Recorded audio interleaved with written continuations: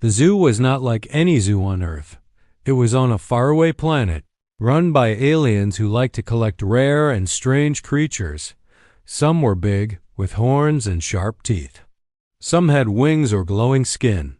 People from many planets came to see them, laugh at them, take pictures, and walk away.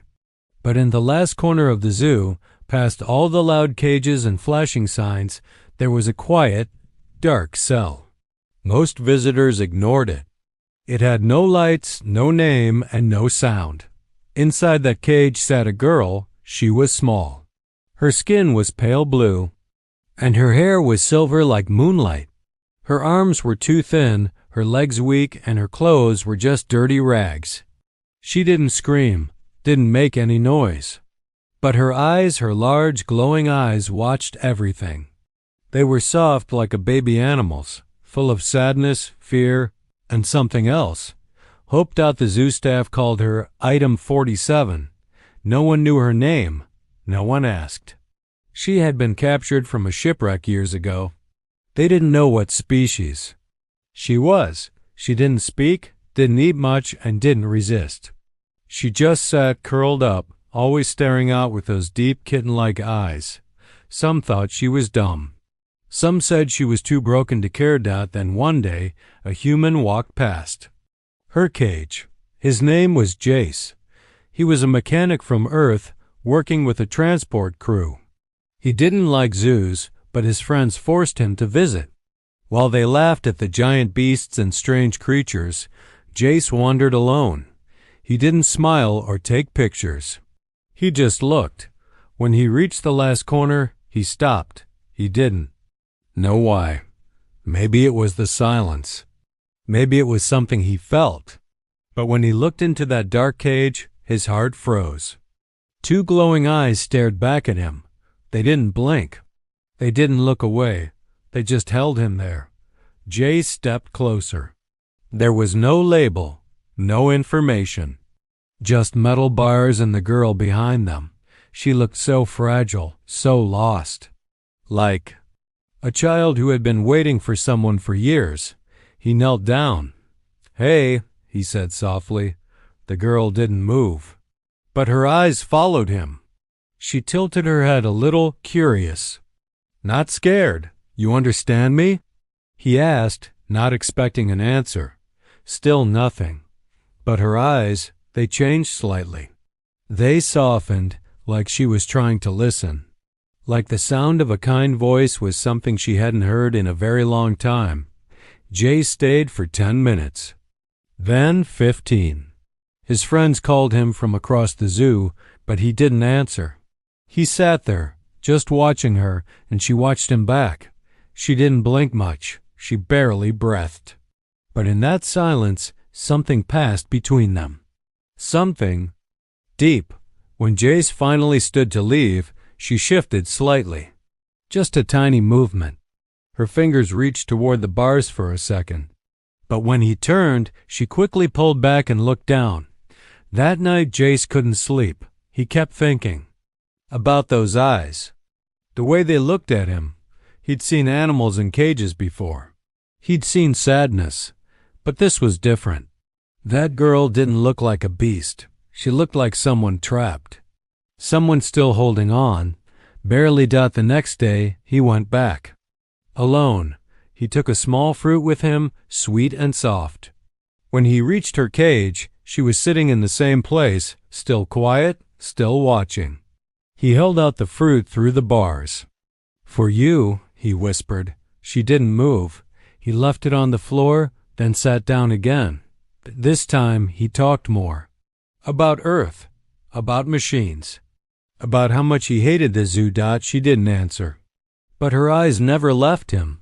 After an hour, he stood and turned. Behind him, he heard a soft sound, barely a whisper. He looked back. The fruit was gone. Her hands were empty.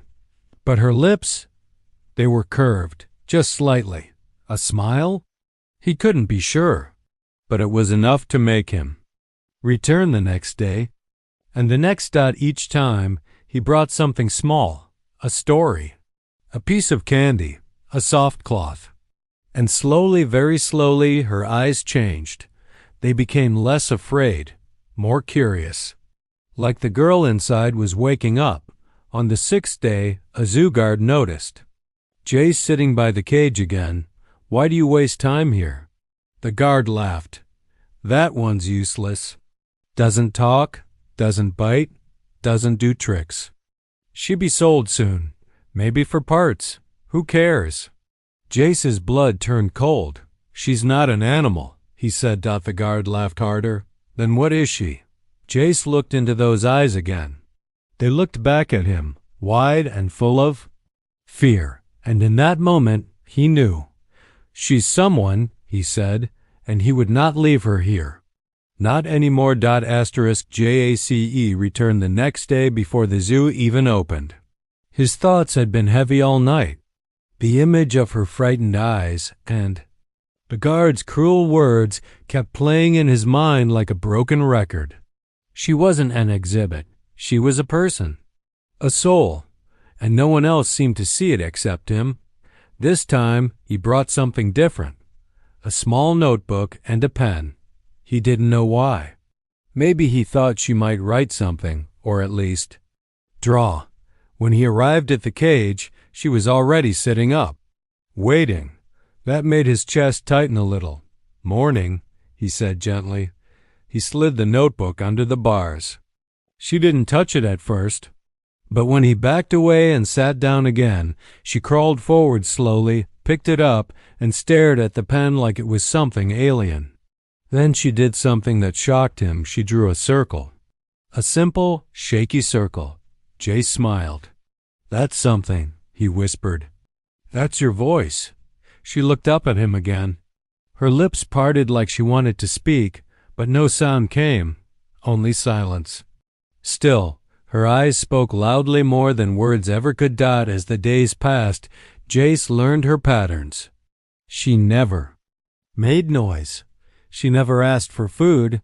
She just sat, watched, and waited. It was like her voice had been stolen. Not just her speech, but her identity. Even her name had been taken. The guards still called her Item 47, and they laughed when Jace gave her a piece of candy and said, "You deserve a real name." "Why?" the guard said one afternoon. "You naming your pet now, human?" Jace clenched his jaw but didn't answer. He waited until they left. Then he knelt near her cage again and whispered, "I don't know what your real name is, but you're not Item 47. You're not a thing." The girl blinked slowly, her fingers pressing into the notebook. A few more shaky shapes appeared on the paper. Some looked like stars. One looked like a flower. "You used to live under the stars?" he asked softly. "Were you taken from your home?" Her head dropped. Her shoulders trembled, but no tears came. Jace's heart broke. He hated that cage. He hated the bars. He hated how everyone saw her as worthless. Just because she didn't fight. Just because she didn't talk. That night, he asked one of his local friends who worked in the docks, "Where did the zoo get her?" The man frowned. "They said her pod was found drifting near the scrap fields. Thought it was wreckage. Opened it. Found her. Barely alive." "Was she with anyone?" Jace asked quickly. "Nope. Alone. Ship logs were fried. Language unknown. They couldn't match her to any known race. That's why she ended up in the back. No data, no profit." Jace didn't sleep again that night. He returned early the next day. She was already standing, pressed near the bars. This time, when he arrived, she lifted the notebook with both hands and held it up to him. It had one new drawing. A small figure, with long hair and large round eyes. It looked like a child. "Alone in a bubble. That's you," Jace whispered. She nodded once. "You were in a pod." Another nod, and then, "They locked you here." The girl lowered her head. For a moment, she looked like she wanted to disappear. "Hey," Jace said, gently. "I see you. I see who you are." She lifted her eyes again. Something deep was changing. like a cloud lifting, a tiny spark returning. But that moment was shattered when a group of guards passed by. One of them smirked. "Enjoy your time, human." "Not long now." Jay stood. "What do you mean?" "Boss signed her transfer papers," he said with a chuckle. "She's getting picked up tomorrow. Sold to a lab. Some genetic project. Real hush-hush." "No," Jace breathed. He looked back at her. Her eyes, wide again, filled with fear. "She can't go with them," Jace said firmly. The guard raised a brow. "And who's gonna stop it? You?" They walked off, still laughing. Jace looked back at the girl. She was clutching the notebook tightly now. Her hands were shaking. Her eyes locked with his. That's when he knew he couldn't wait anymore. He had to act. He had one day left to save her, and he was going to do it, even if it meant breaking every rule in the galaxy. Jace couldn't breathe properly the entire night. His chest felt heavy. The walls of his tiny rental room felt like they were closing in. Every time he closed his eyes, all he saw were hers, those quiet, pleading eyes behind the cage, begging him not to leave her behind. He had seen pain before. He had seen war, loss, and failure. But he had never seen anyone so still, yet so loud with pain. And now they were taking her away to a lab. He didn't know what kind of tests they planned, but he had heard enough horror stories in the outer colonies. Genetic labs didn't care about feelings or names. They cared about data, flesh, mutation, and most of the time, the test subjects didn't return. She would die, alone, without a name. He wouldn't let that happen. He stayed up all night, building the plan piece by piece. It had to be smart. It had to be quiet. And it had to work the first time because there wouldn't be a second. Jace began by borrowing a uniform from the docks. One of the nighttime maintenance workers left his gear hanging on a hook while drunk at a bar. Jace left him a strong sleeping tablet in his drink and took the ID chip from his collar.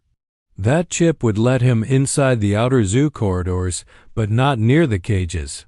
He needed more. From a contact who owed him a favor. He bought a basic stun pulse, enough to knock out a guard. For 5 seconds, no more. It was risky. If the guard didn't go down, he was finished. But the most important part wasn't tech or plans, it was her trust. Jace arrived just before the zoo closed. The guard at the gate looked bored and barely scanned his ID. The disguise worked. He made his way through the side halls and finally reached her cage. She was already there, waiting, sitting at the bars. Her fingers gripped the notebook tightly. When she saw him, her face changed. It was slight but clear. Relief. Jace knelt quickly. "Listen to me. We don't have time. They're taking you away tomorrow, and I can't let that happen. I'm going to break you out. Tonight." She blinked, then slowly nodded. She understood. Jace slid something under the bars, a tiny metal disc, a translator. "Put it near your throat," he whispered. "You don't have to talk. Just think. It'll help me understand you." She hesitated, then pressed it against her neck. It clicked softly. Jace took a deep breath. "Do you remember anything? Where you're from?" A small electric buzz came from the device. Then a voice, not hers, but soft and hollow, spoke in his ear. "I remember a starship. I remember fire, screams, then darkness." Jace closed his eyes. "We'll talk more later. First, we get out." He moved quickly, unlocking the power box behind her cage using a stolen passkey. The bars powered down with a quiet hiss. The girl didn't move until he held out his hand. She took it. Her hand was cold. So cold. But her grip was strong.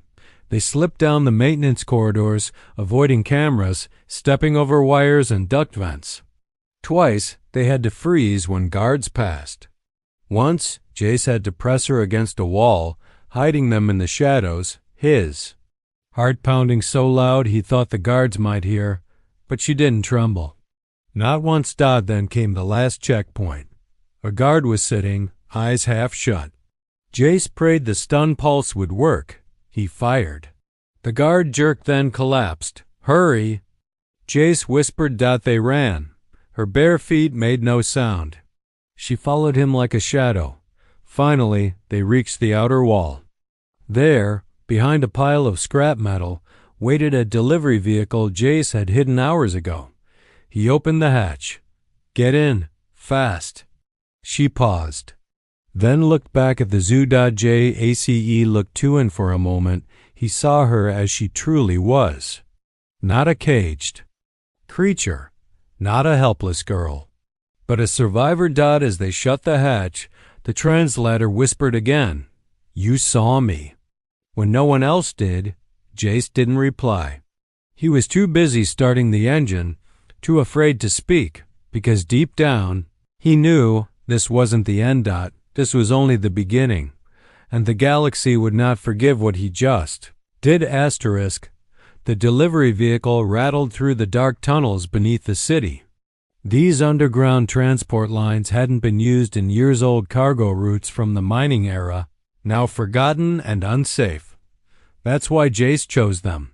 No scanners, no patrols. Just dust, darkness, and echoes. The girl sat beside him, silent, but alert. Her silver hair shimmered faintly in the dim lights of the cabin. She held the stolen notebook tight in her hands. Her eyes never blinked, but they weren't wide with fear anymore. They were focused, watching, trusting. Jace couldn't believe they had made it this far. Every second in that zoo felt like a blade pressed to his back. But now, for a moment, they were free. "How are you feeling?" he asked. She turned to him and touched her throat. The translator buzzed gently.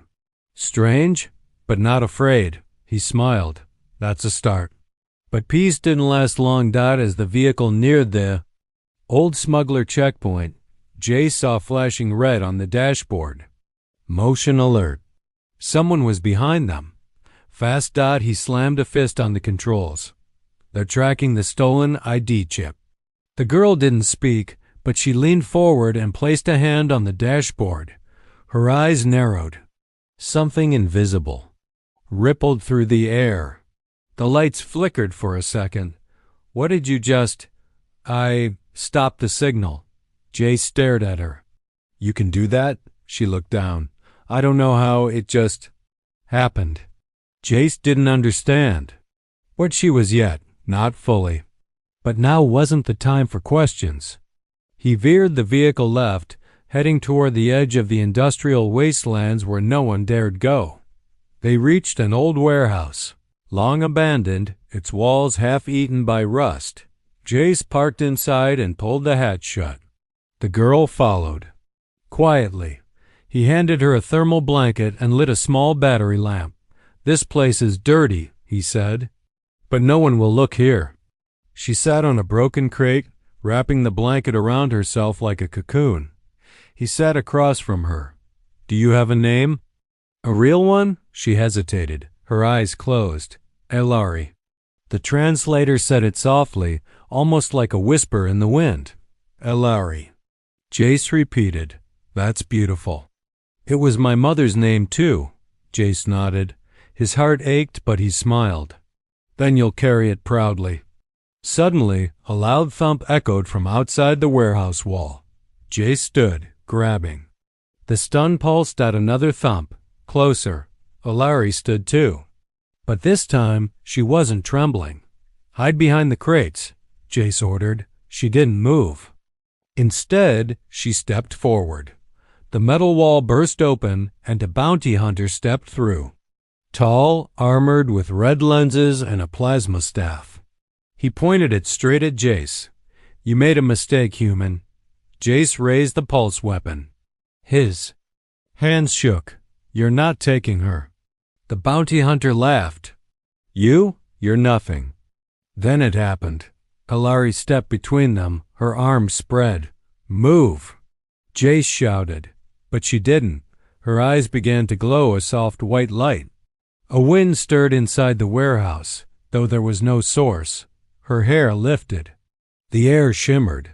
Then, boom! A silent shockwave exploded from her. The bounty hunter's armor cracked. He screamed, dropped the weapon, and fell to the ground unconscious. Jay stared in shock. Ilari. She collapsed to her knees, panting. He ran to her, catching her before she hit the floor. I didn't mean to. It just happened. Jace held her tightly. You saved me. He realized then Ilari wasn't just special. She was powerful. And if the galaxy knew what she could do, they'd come in greater numbers. She wasn't safe. Not yet. But she was finally free. The bounty hunter lay motionless on the warehouse floor, his weapon cracked in half. Smoke still drifted from his armor. Ilari sat silently beside Jace, her hands shaking, her breathing uneven. She had saved them, but now the real danger had just begun. Jace patched the warehouse entrance with scrap metal and magnetic locks. It wouldn't hold forever, but it would buy time. He turned to Ilari, kneeling in front of her. You said it just happened. What was that? What did you do to him? Ilari didn't lift her head. The translator on her throat buzzed softly. I don't know. I never tried before. I always held it in. In the zoo, I was scared. If they saw what I could do, they'd destroy me. Jay sat down beside her. Then we have to keep you hidden. They're not just chasing a runaway anymore. You're something they can't control. Outside, the sky began to change. Dull pink turned to black. The night came fast on this planet, and with it came the eyes drones. Dozens of them hovered silently above rooftops, their lights scanning every shadow. The zoo syndicate had gone full alert. JACE powered down every signal in the warehouse. He covered the windows, jammed the door signals, and switched to backup oxygen tanks. The building became a black box, invisible to the machines above, but it wasn't enough. Within hours, a message appeared on every public network. Human mechanic, Jace Relin wanted for abduction and damage to galactic property, armed, dangerous, reward, 200,000 credits. They had put a price on his head. He wasn't just helping a girl anymore. He was now a marked criminal. Ilari watched as Jace paced the room. They're calling me a thief, a kidnapper. You did not steal me, she said quietly. You gave me back my life. Jace looked at her. She meant it. Every word. Still, reality weighed heavy. We can't stay here long.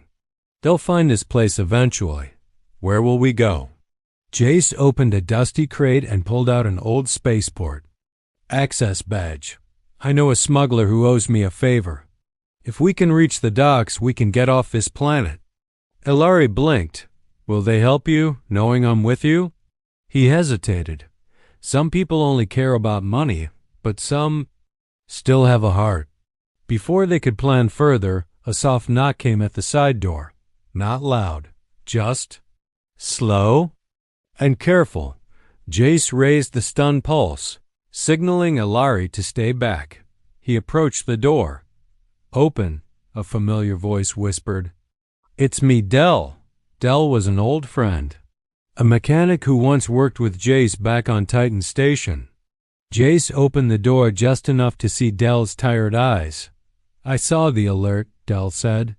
Is she here? Jace hesitated.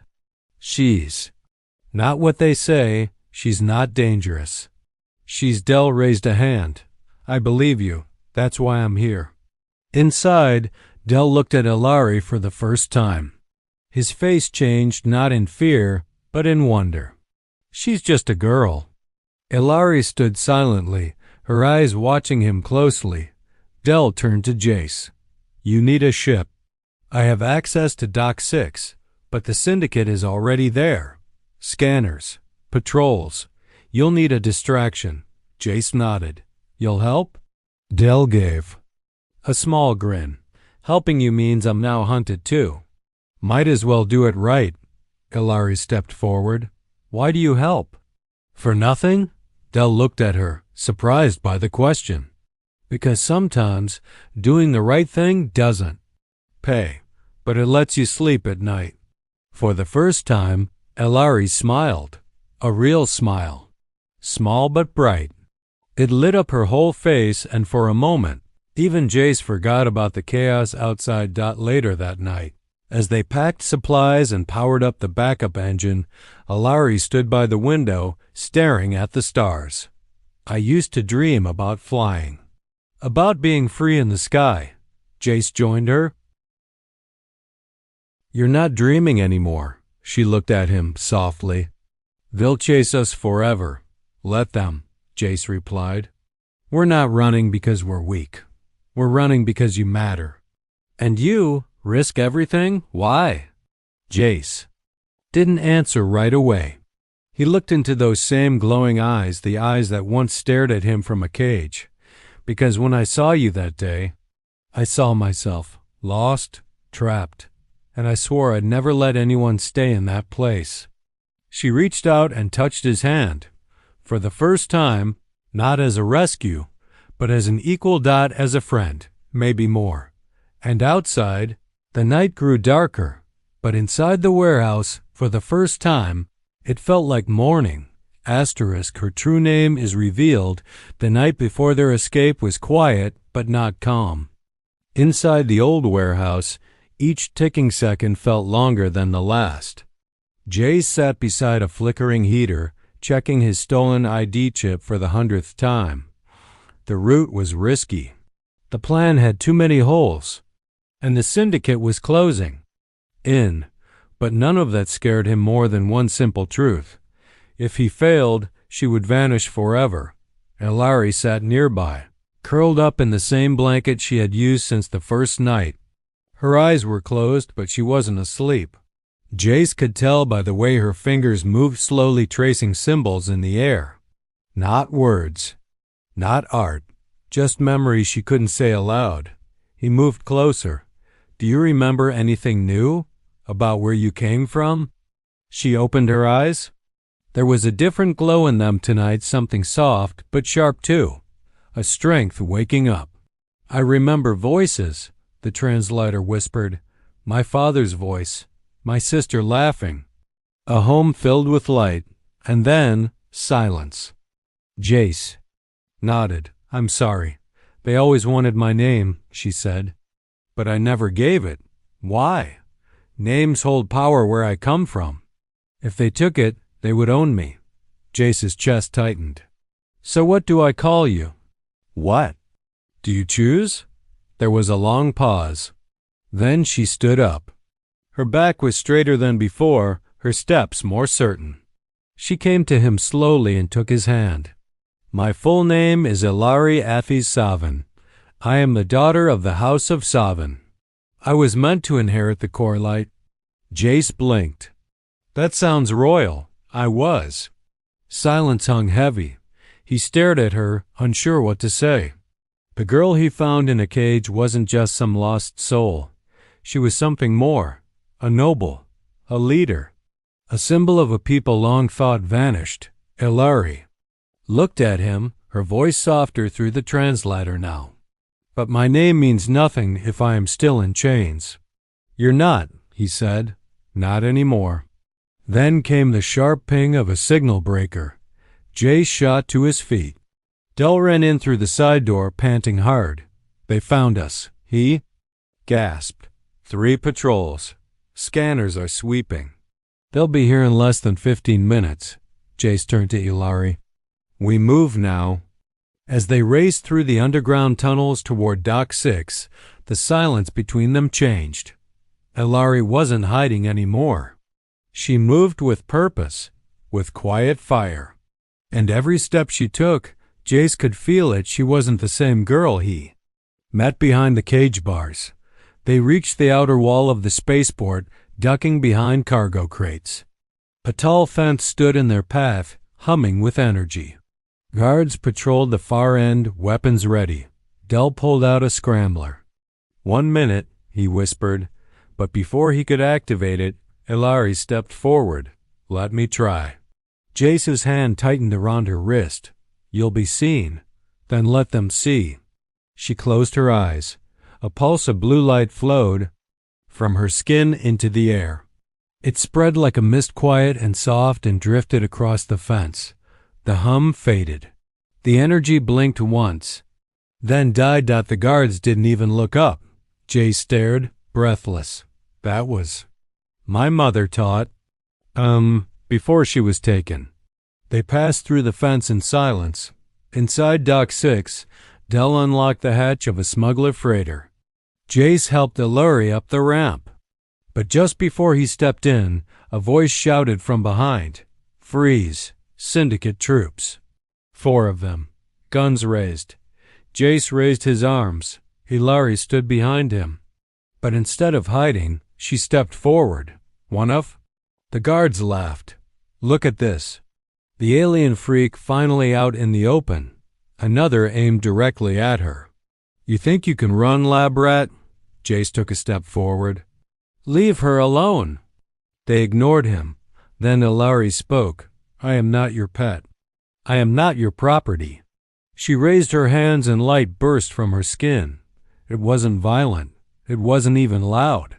But it struck the soldiers with something heavier than pain. Memory. Their minds flooded with flashes, cages, needles, screams, lost children. Her memories, her trauma. For the first time, they saw what she had endured. The soldiers fell to their knees, dropping their weapons, choking on emotions they didn't understand. Ilari's light faded. Jace caught her as she swayed.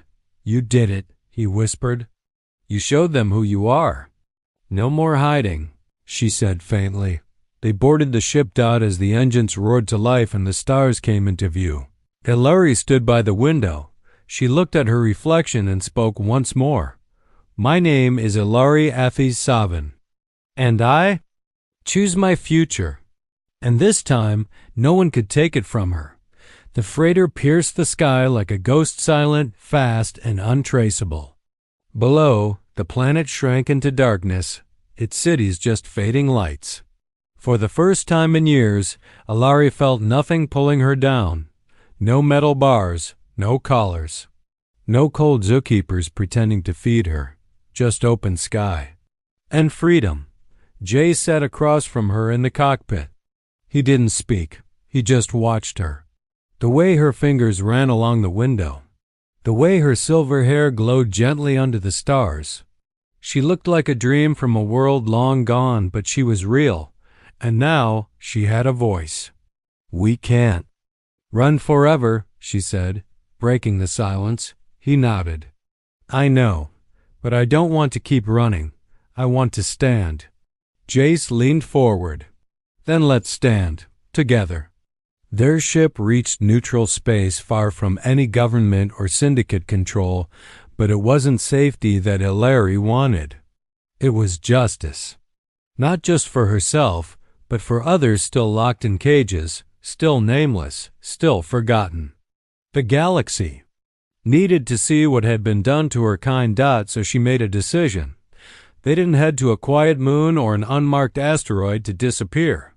Instead, they rerouted toward the central hub of the Galactic Assembly, the heart of law, order, and BROADCAST signals. Jace was nervous. If we go there, they'll arrest me on sight. Not if I speak first, she said. With help from Del, who stayed behind to cause more chaos in the zoo systems. They sent a request to the Assembly's Emergency Hearing Council. Ilari coded her message herself, using an ancient dialect that only few could read. But when it reached the right ears, the response was quick. Within hours, the Assembly opened its gates. As they walked into the Grand Hall, silence fell across the crowd. Delegates from over 300 planets sat in circles, eyes wide at the sight of the girl who had once been Item 47. She wore simple clothes. Her hair was tied back. But her presence filled the chamber like fire. I was put in a cage because I was unknown, her voice echoed through the translator. Because I was quiet, because I looked small. They called me property. They gave me no name. But I never forgot who I was. The hall remained still. I do not ask for pity.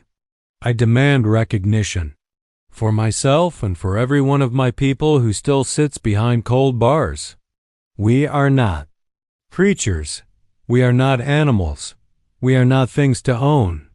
We are people, some scoffed. Some shifted uncomfortably. But most just listened because her words cut through politics like a blade through silk. When she finished, the silence was longer than before. Then one delegate stood. An elder from the Malari sector, known for keeping quiet. She is right, he said. And if we turn away now, we are no better than the ones who built her cage. By the end of that day, the assembly voted. The zoo syndicate was declared criminal. All non-consensual creature exhibits were banned. And most importantly, Elari was granted official citizenship as a sovereign being, not a specimen, not a project, a person. But the most unexpected moment came after the vote. Several species, many of them powerful, approached her. We never knew one of your kind survived, they said. We thought the Savan line was lost. Come with us, lead us again. Elari looked at them. Then looked at Jace. He didn't say a word. He never did when it came to choices that belonged to her. She stepped forward. I am proud of my name, proud of my blood. But I choose not to lead from a throne or a council seat. I choose to walk among those who never stopped seeing me. Then she turned to Jace, and he saw me when I couldn't see myself. Gasps ran through the chamber. A noble choosing a mechanic? A royal choosing a runaway? But Elari didn't care. Later, as they boarded their ship again, she sat beside Jace, leaning gently against him. They will write stories about today, she said. He smiled. They'll get your name wrong, she laughed. Let them try. Above them, the stars opened wider. Not as a cage, but as a map. A future with endless roads. She was no longer a lost girl in a zoo. She was Elari Athizavan.